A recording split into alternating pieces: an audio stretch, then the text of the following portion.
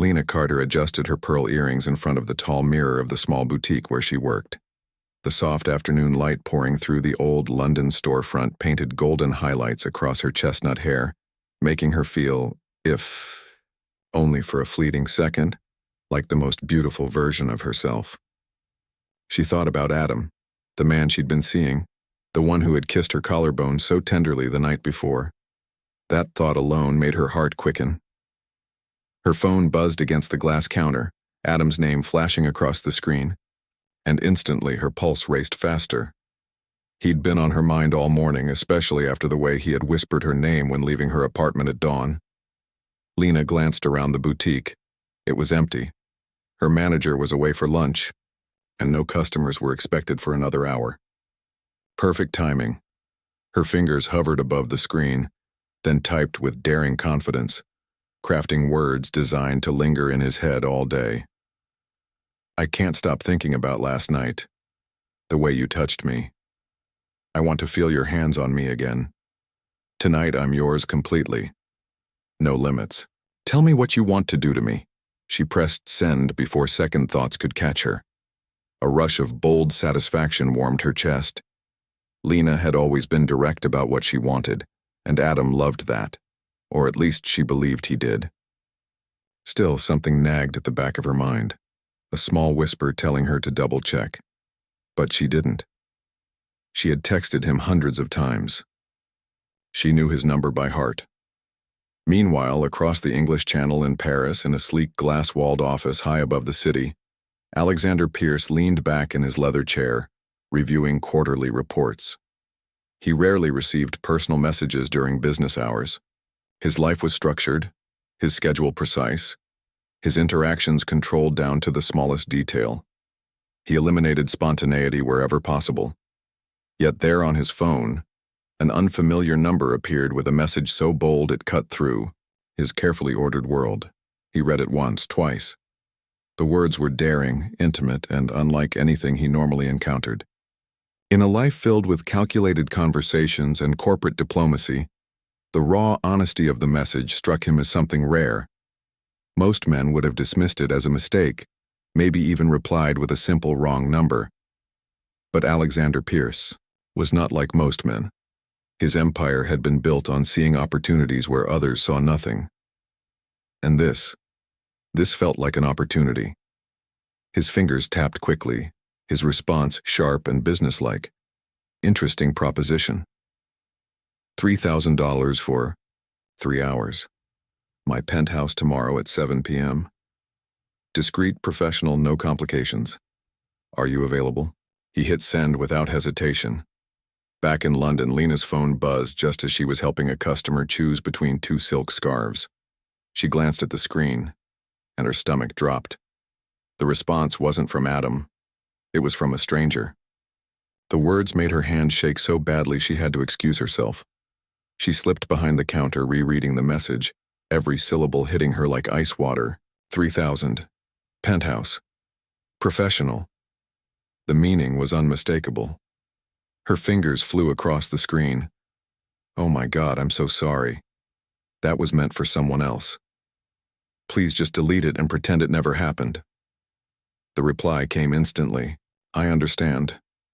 But you presented an offer and I made a counteroffer. Are you declining? Lena stared at the phone in disbelief, caught between outrage and something she couldn't quite name.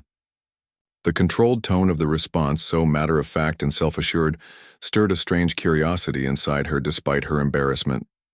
I wasn't making an offer, she typed quickly. That message was private, sent to the wrong person by mistake. Everything is business, Miss Carter, came the reply. And no, not everything is business, she shot back. Lena, he texted again, her name written with unnerving certainty. I'm Alexander. And I disagree. You interrupted my day with a vivid proposition. The least you could do is consider my response. She should have stopped, should have apologized once more and blocked the number. But there was something magnetic in the way he dismissed her embarrassment, something that made her hesitate instead of walking away.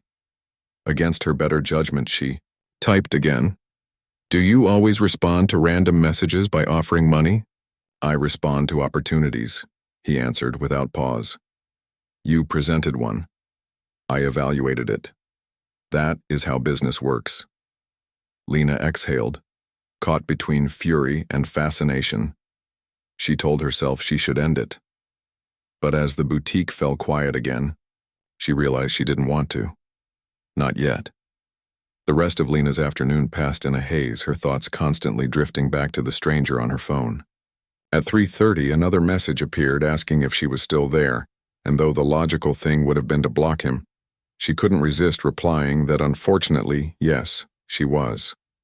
He answered quickly, teasing that he only made indecent proposals to the interesting ones, and heat rose up her neck as she realized how easily he turned everything into a game. Against her better judgment, she typed back, asking what made him think she was interesting when he didn't even know her. His reply was short and disarming. You're responding. High above Paris, Alexander Pierce pushed his reports aside, finding her more interesting than any financial projection. She was unpolished, authentic, and direct, and he couldn't look away. When his assistant Marianne entered to confirm a dinner with a government minister, he dismissed her with a wave and told her to cancel. She froze in shock, but he didn't care. He had something better to do. Back on Lena's screen, a new message appeared. What makes a man like you respond instead of deleting? He admitted that maybe he was bored, to which she wrote back that a bored, powerful man was dangerous. Do you think I'm dangerous? He asked, and she hesitated before admitting she was beginning to think he might be. When the boutique closed, Lena sat outside instead of heading home, unable to stop herself from continuing. He wanted to know about her, and she told him she was 26, working in a London boutique, living alone in a tiny apartment and apparently making the mistake of texting wrong numbers. He asked about the man who was supposed to get the message, and she reluctantly typed that it was complicated. When she asked about him, he revealed he was 34, a CEO living in a penthouse, with the habit of turning mistakes into opportunities. When she pressed further, he joked that his company made boring things that brought in a lot of money. And for the first time that day, Lena laughed out loud, drawing stares from strangers passing by. Their rhythm flowed easily, her curiosity feeding, his arrogance, his wit matching her sarcasm. But suddenly her phone buzzed again, this time with Adam's name flashing. For the first time she hesitated to answer, and when she finally did, her voice sounded guilty. Adam apologized for being busy and offered to come to dinner, but Lena declined, claiming she was tired and needed the night to herself. He sounded suspicious, but she ended the call quickly, staring at the open thread with Alexander that still burned on her screen. Almost instantly, another message blinked. Still there? She admitted she was. Good. I was starting to get bored again. She teased that would be terrible, and his reply came back. Devastating. Despite herself, Lena smiled. He was arrogant, controlling, and potentially dangerous to her peace of mind, but he was also magnetic in a way she'd never experienced. Finally, she asked where this conversation was going. After a long pause, his words appeared. Wherever you want it to go, Lena. But something tells me you've already decided. Her heart thudded harder. He was right. In just a few hours, Alexander Pierce had awakened something she hadn't felt in years, and the truth was, she didn't want it to stop. 3 days passed, and Lena hadn't replied to Alexander's last message, though she thought about it constantly, and even though she promised herself not to open the chat again.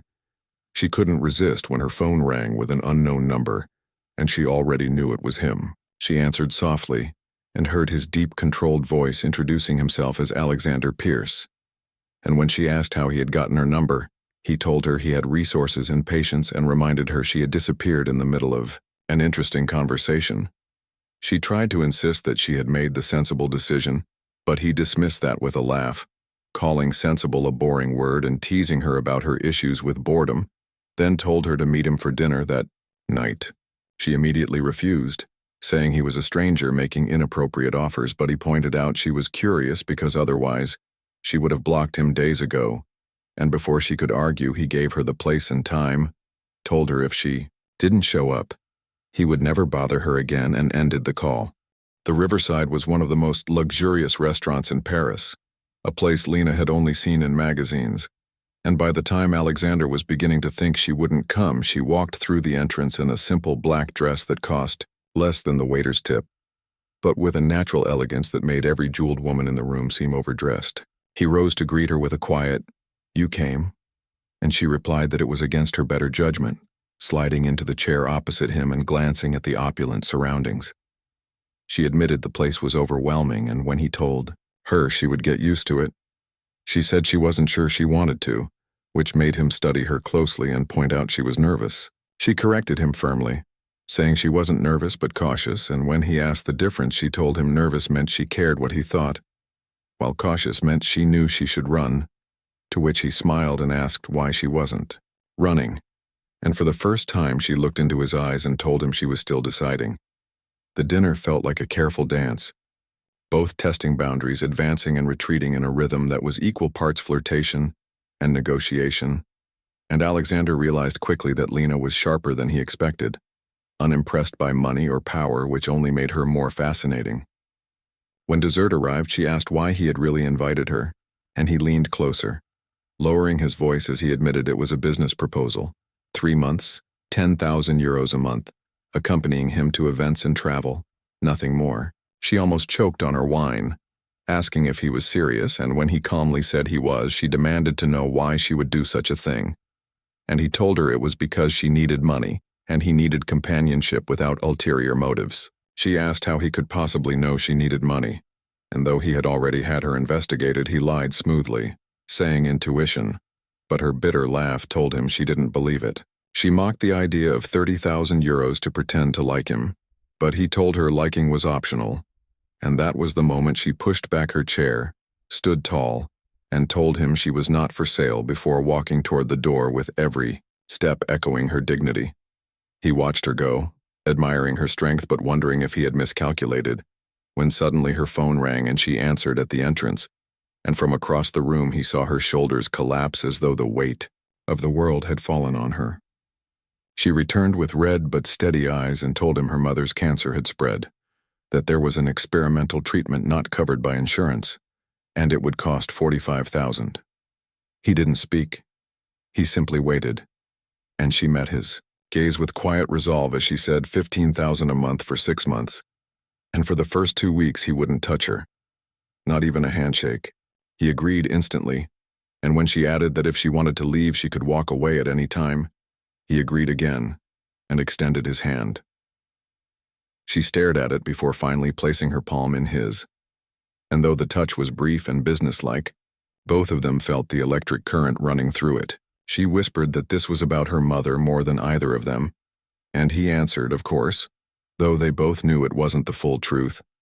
And as she signed the contract later that night, prepared by his lawyer at record speed, Alexander Pierce couldn't help but wonder if he had purchased her company, or if he had just made the most dangerous deal of his life. A week later, Lena stood in front of the mirror of a luxury fitting room in Paris, staring at a version of herself she barely recognized.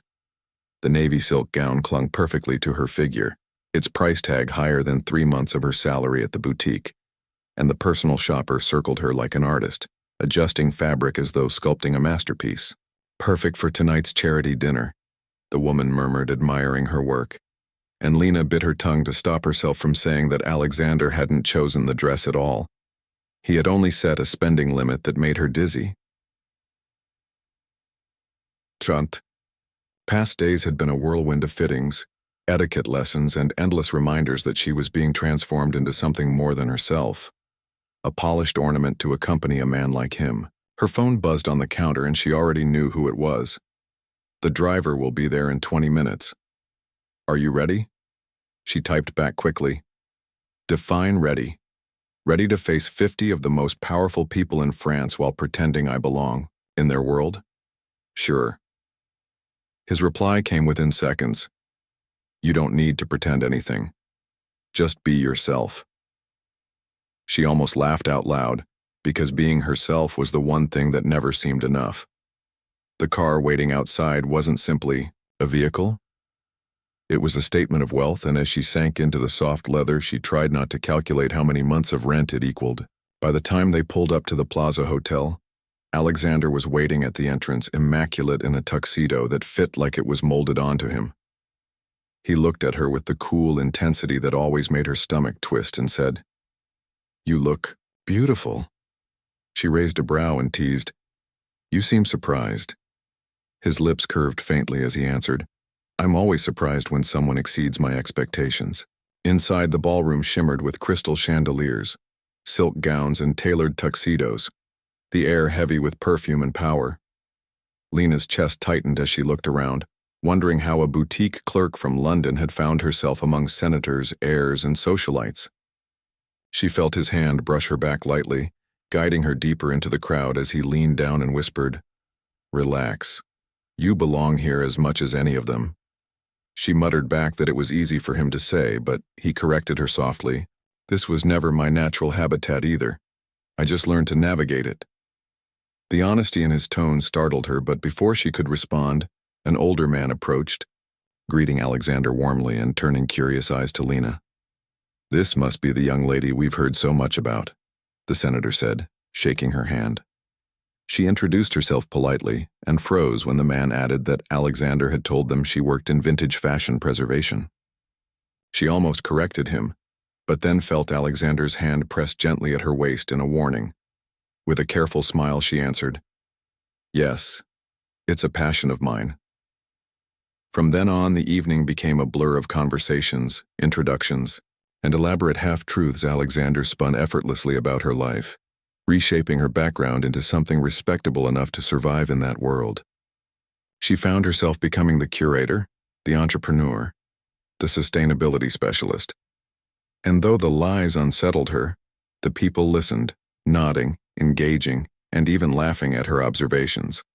Seated between a federal judge and the wife of a billionaire oil magnate, Lena realized she was actually participating, holding her own in discussions about inequality and urban change. The magnate's wife turned to her with a curious smile and said, "You're quite a surprise." Thomas usually brings companions who are far more decorative. Lena nearly choked on her drink, startled by the implication, and when the woman laughed knowingly, she felt something cold settle in her stomach. Later, as she and Alexander left in silence, she finally asked, "Other companions? How many women have gone through this before me?" He looked at her for a long moment, then sighed. 3, maybe 4. Never anything like this." "Like what?" She pressed. "Never for 6 months. Never with complications." "And what exactly are the complications?" His eyes met hers with an intensity that both unsettled and intrigued her. "You, Lena, you are the complication." The car rolled to a stop in front of her building, and she stepped out without answering, pausing only long enough to lean down through the open door. "That story about fashion preservation," she said evenly. "I work in a boutique. I take care of clothes. Yes, but you reinvented me into someone I'm not. Why?" He looked at her with a half smile, his voice low. "Because in my world, reality is negotiable." She stared at him one last time, then turned and walked inside, her mind racing with equal parts frustration, fascination, and fear. Palm Beach shimmered like a golden painting at sunset, the ocean stretching endlessly as Lena stood on the balcony of Alexander's presidential suite, her hands resting on the railing while she tried to focus on the horizon instead of the man she felt approaching from behind. 3 weeks had passed since the contract began, 3 weeks of dazzling social events, business dinners, and trips where she played the perfect role he had crafted for her. Yet beneath the polish, a tension simmered between them that grew harder to ignore with every passing day. "The gala was a success," Alexander said as he joined her. His tie loosened, his shirt unbuttoned, just enough to reveal skin that made her chest tighten when she forced herself not to look. She kept her gaze fixed on the ocean and replied, "If success means raising money, then yes. If success means laughing at the mayor's terrible jokes, then it was torture." He laughed that low, rich laugh that always made something in her tighten, and told her she had been perfect as always. "Perfect," she echoed bitterly as she turned to face him. Is that what you want, Alexander? A program of perfection? He didn't hesitate. No, I want you. The words stole her breath. For weeks they had danced carefully around the fire between them, but now he closed the space, telling her he had spent 3 weeks watching her, listening to her, learning her mind. And the only conclusion he could draw was that she had left him completely lost. He raised a hand, hesitated as though fearing she would vanish, then touched her face so gently she leaned into it despite herself.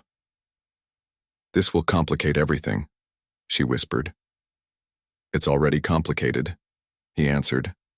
And then he kissed her. The kiss was unlike anything she had ever known. Slow at first, reverent almost, but when she gripped the front of his shirt and pulled him closer, the restraint broke, and the hunger that had been building between them ignited. He kissed her as if she were something precious he couldn't let go of, and when she answered with the same urgency, the weeks of tension poured out of them both. His hands tangled in her hair, his lips pressed deeper, and her soft moan against him made his control tremble. When his hands slid down her back and found the zipper of her dress, reality struck like cold water, and she broke away, breathless, pressing a trembling hand against his chest. "Stop. Not like this. Not yet." He froze instantly, stepping back though his breathing was as ragged as hers, and ran his hands through his hair to steady himself. "I didn't mean to pressure you." "You didn't," she admitted, turning back to the ocean to hide the storm in her eyes. "But if we do this now, it changes everything, and I don't know if I'm ready for everything to change." Stood behind her, close enough for her to feel the heat of his presence but far enough to respect her space. "What do you want, Lena?" "Time," she said finally. "I need time to understand what this means." He nodded, his voice steadier now but carrying a warmth she had never heard in it before. "Then take as much time as you need. You're worth the wait." She turned back to him, stunned by the patience in a man who was known for controlling empires and never waiting for anything. "When you said you wanted me, did you mean it?" He stepped closer, his eyes unwavering. "Every word."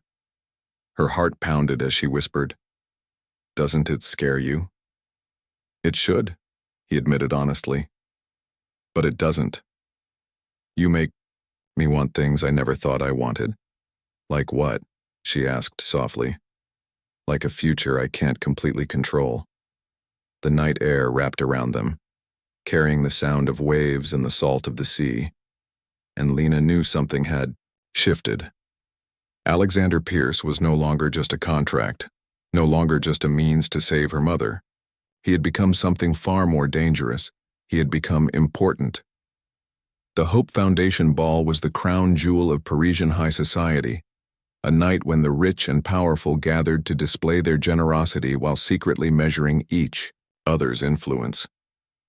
Lena adjusted the diamond necklace Alexander had lent her as she studied her reflection in the mirror of his suite, the stones glittering like stolen stars against her skin. 2 weeks had passed since Palm Beach, 2 weeks of tension so sharp that every glance lingered a moment too long, every touch sent sparks racing through her veins, and every good night ended with both of them fighting the temptation to cross the boundary she had drawn. "Are you ready?"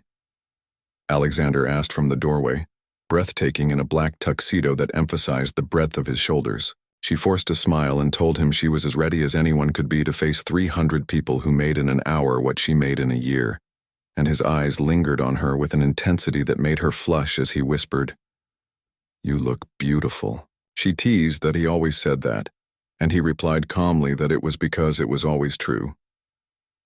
They arrived at the grand ballroom, the chandeliers casting golden light over gowns worth more than houses and watches that could buy entire villages, and Lena kept her hand on his arm as he murmured in her ear to breathe because she belonged there as much as any of them.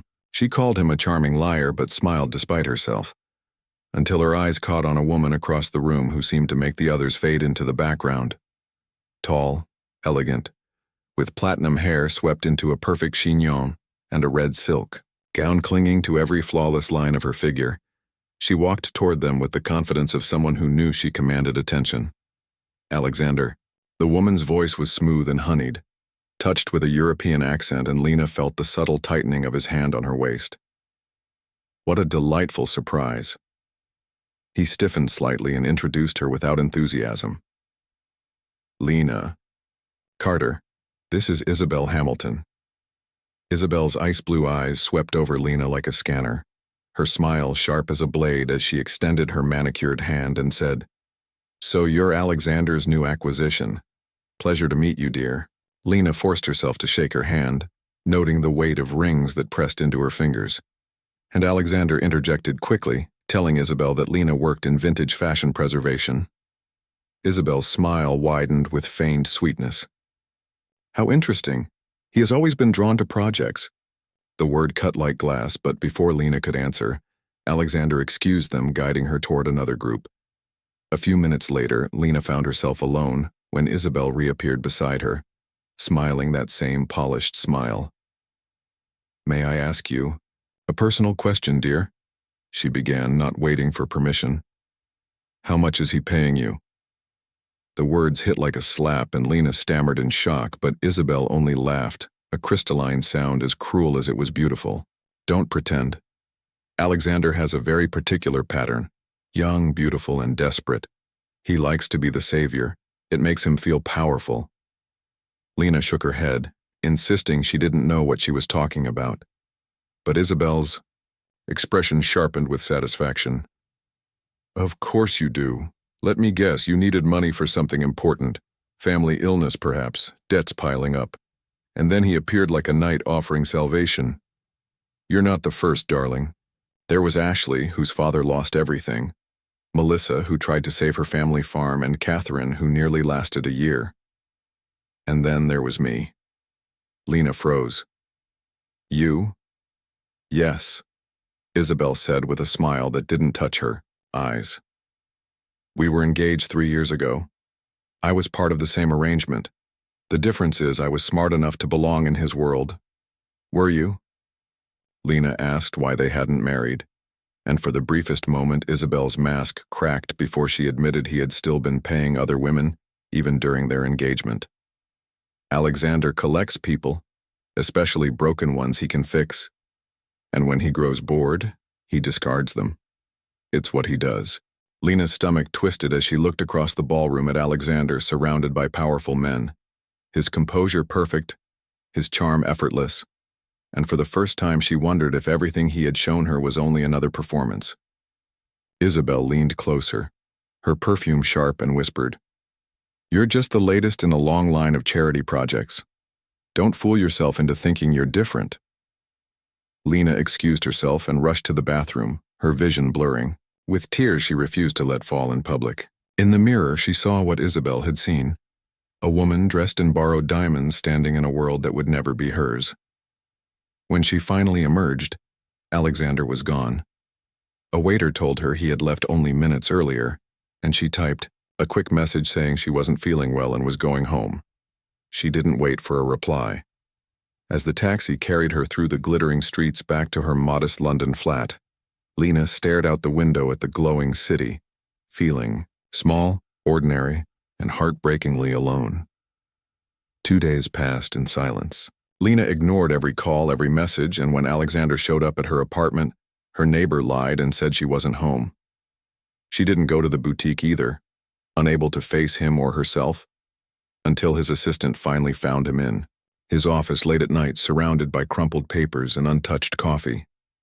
"She's at Mount Sinai Hospital," Marianne said quietly. "Oncology wing." Alexander didn't even think. He simply ran. He found Lena sitting in an uncomfortable plastic chair in a dim corridor, her jeans and blouse a stark contrast to the glamorous gowns she had worn beside him, her eyes swollen from tears. When she looked up and saw him, something in her face cracked. "How did you find me?" she whispered. "It doesn't matter," he answered, kneeling in front of her so he could meet her eyes. "Lena, about what Isabel said. Was it true?" She swallowed hard. "About the other women?" He closed his eyes for a moment and then forced the truth out. "Yes and no. Yes, there were others. Yes, I helped them. But no, it was never like this." "That's not an answer," she said bitterly. "It's the only one I have. They were arrangements, transactions, nothing more. I never cared about any of them." And me? Her voice shook. Am I just another business deal? You were, he admitted, the words like knives in his throat. At first you were. But then somewhere between your first sarcastic reply and the way you look at me when you think I'm not watching, you became something else. Something I can't ignore. Tears filled her eyes as she shook her head. I can't do this anymore, Alexander. I don't belong in your world. Then don't pretend, he said quickly, gripping her hands in his. Forget the contract. Forget the clothes and the dinners and all of it. Stay with me because you want to, not because you're being paid. She looked at him like he had lost his mind. You're insane. I love you, he blurted, the words hitting the sterile corridor like thunder. For a moment everything froze, the hospital noise fading into silence. No, she whispered, pulling her hands back as tears spilled freely. You can't say that, not now. Why not? Because my mother is dying, she sobbed. The treatment isn't working. They say she has weeks, not months. And her voice cracked. I fell in love with you too. Even knowing it was foolish, even knowing we're from different worlds. And now I don't know if any of it was real. Alexander cupped her face, his thumbs brushing away tears. This is real. What I feel for you is real. The rest we can figure out together. How? She choked out. Marry me, he said, the words firm, desperate, unshakable. Her eyes widened as she stared at him like he was a stranger. What? Marry me. Not as part of a contract or an agreement. Marry me because I can't imagine my life without you. You're crazy, she whispered. Probably, he admitted with a trembling smile. But I'm crazy in love with you, Lena Carter, and if you give me a chance, I'll spend the rest of my life proving it. Before she could respond, Nurse appeared at the end of the corridor calling her name. Your mother is awake and asking for you. Lena stood, wiping her tears with the back of her hand, torn between the man kneeling before her and the mother who needed her. I need time, she whispered, her voice shaking. Take all the time you need, he said softly. She turned and walked down the corridor, and Alexander remained on the cold hospital floor, realizing that for the first time in his life, his future was no longer in his control, and strangely the thought didn't terrify him. It felt almost like hope. The following days blurred into a strange limbo. Alexander respected Lena's request for space, but every morning fresh flowers appeared in her mother's hospital room. Not grand or ostentatious, but simple daisies, the kind she had once told him her mother loved. Lena spent her hours by her mother's side, holding her frail hand, listening to the machines that tracked every beat and breath and pretending to be stronger than she felt. On a Thursday afternoon, Sarah Carter looked at her daughter with sharp eyes that illness hadn't dulled. Are you going to tell me about him, or should I keep pretending those flowers magically appear? Lena tried to deflect, but Sarah only pressed harder, reminding her that she had cancer, not blindness. Cornered, Lena admitted quietly. He asked me to marry him. Sarah leaned back against the pillows, her voice calm but unyielding, as she asked the only question that mattered. Did Lena love him? The answer came with tears. Yes, she loved him more than she thought possible, but fear weighed heavy. We're from different worlds, Mom. He's Alexander Pierce, and I'm just me. Then let me meet him, Sarah said firmly. 2 hours. Later, Alexander walked into the hospital room, carrying not roses or expensive arrangements, but a small lavender plant in a simple pot. His usual air of command was softened by a nervousness he had never shown before. Mrs. Carter, he said, gently, I'm Alexander, the man responsible for filling this room with flowers. Sarah's lips curved into a faint smile as she studied him. And the man who made my daughter look like lightning struck her, she added. And when Alexander admitted he was guilty on both counts, she motioned him to sit. The conversation that followed stunned Lena. Her mother questioned him like an old friend, asking about his work, his family, and his intentions, and for the first time, Lena saw Alexander answering with complete honesty, stripped of his carefully polished armor. When Sarah finally asked the most personal question of all, why her daughter, he looked straight at her before turning to Lena, his voice steady. Because she made me want to be a better man. Because when she laughs at my worst jokes, I feel like I've conquered the world. Because she's brave and brilliant and has a heart that terrifies me with its capacity for love. And because I love her more than my own life. Sarah reached for his hand, frail but strong in its conviction. If you ever make her feel like she isn't enough, I will come back from the grave and haunt you for the rest of your days. Alexander chuckled softly, but his answer was solemn. I accept those terms. She made him promise one more thing, never to let fear win over love, and he promised without hesitation. Later that night, after Sarah had drifted to sleep, Alexander walked Lena to the parking lot. The silence between them was heavy until he stopped, turned, and repeated the words with new strength. Marry me, not because of contracts or desperation. Marry me because you love me. She trembled, whispering, what if it didn't work? What if they were too different? And he held her hands, eyes burning with intensity. Then what if it does? What if we are exactly what each other needs? She stared at him, and in that moment she saw everything. His persistence, his vulnerability. The man who had knelt on a cold hospital floor to declare his love.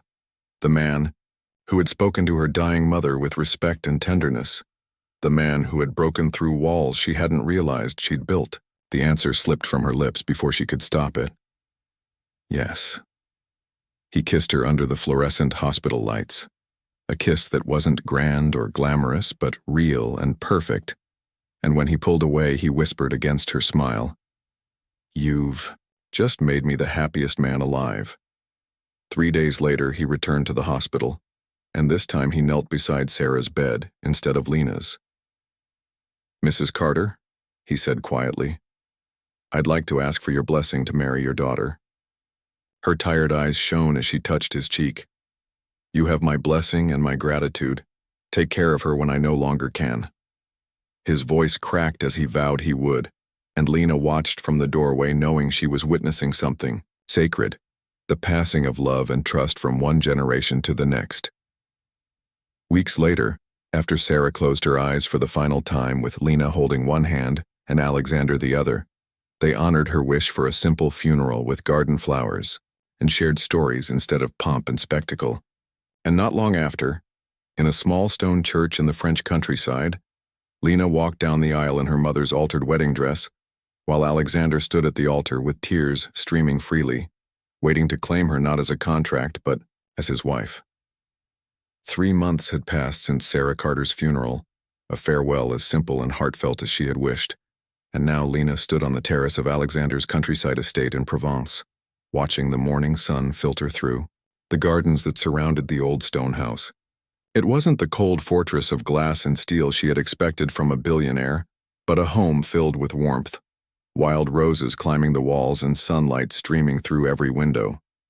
She felt the air shift behind her and turned to see Alexander carrying 2 steaming cups of coffee, still wearing the faint look of disbelief he wore every morning, as if he couldn't believe she was truly there. He handed her one and sat beside her, asking softly, How are you feeling about today? Today was the grand opening of her boutique, a dream she had called Vintage Ray, a place she had built from the ground up in a small town square nearby. Though Alexander had insisted on financing everything, she had been firm.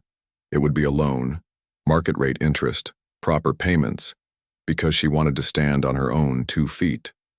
She admitted she was nervous and terrified that no one would come, and he squeezed her hand with that quiet certainty of his, telling her she would succeed because that was who she was. She smiled at him, whispering that she was happy, and his answering smile was the kind that told her she had given him the world with 2 simple words.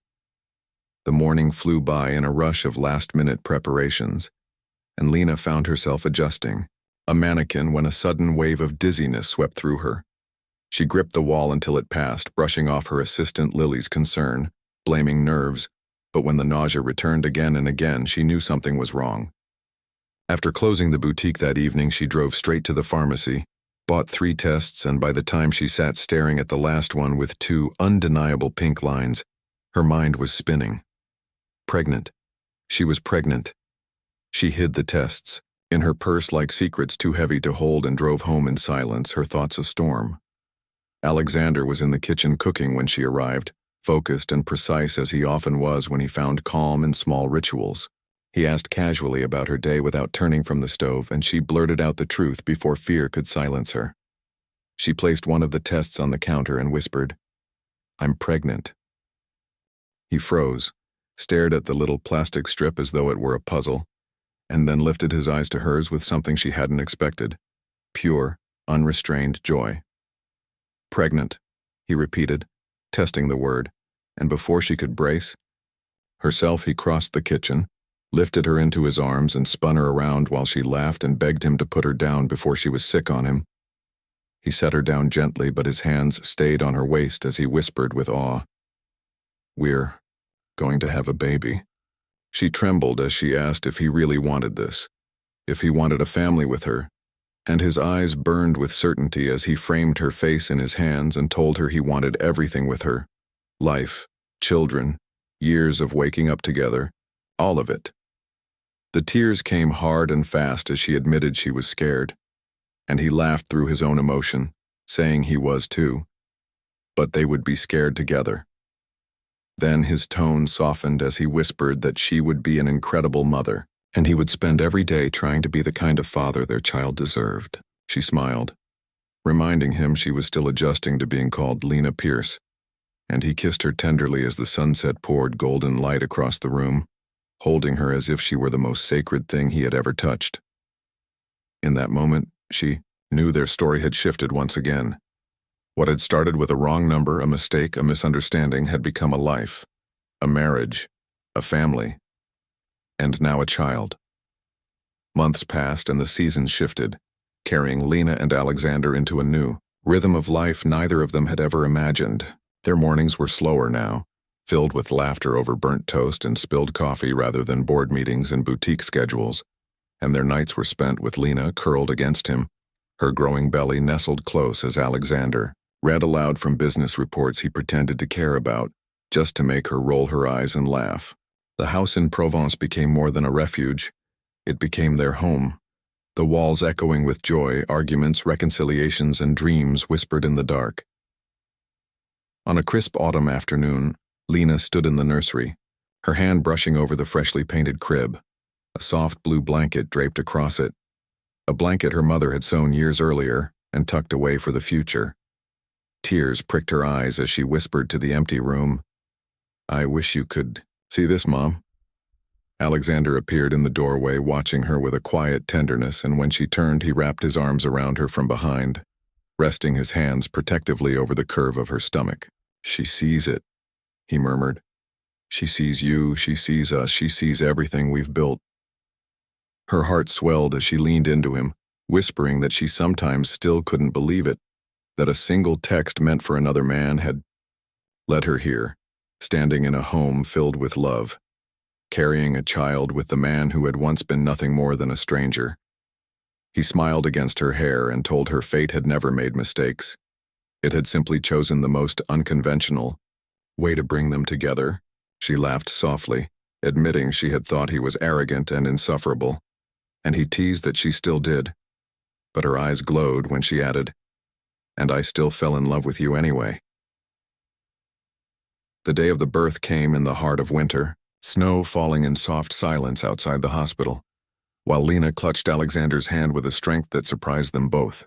Hours later, the cries of their newborn daughter filled the room, fragile yet powerful, and Alexander held her as if the entire universe had been placed in his arms. He looked at Lena, exhausted but radiant, and whispered through tears he couldn't control, "You've given me everything I never knew I wanted." As the days turned into weeks and the weeks into months, the life they built grew richer. The boutique flourished. Alexander found himself spending more time at home than in boardrooms, and their evenings ended with their daughter asleep between them, tiny breaths anchoring them in a love that was real, messy, imperfect, and stronger than either of them had ever dared to dream. One evening, as they sat on the terrace watching the sun sink into the horizon, Lena whispered the thought that had been resting in her heart since the very beginning. "That message I sent, it wasn't a mistake, was it?"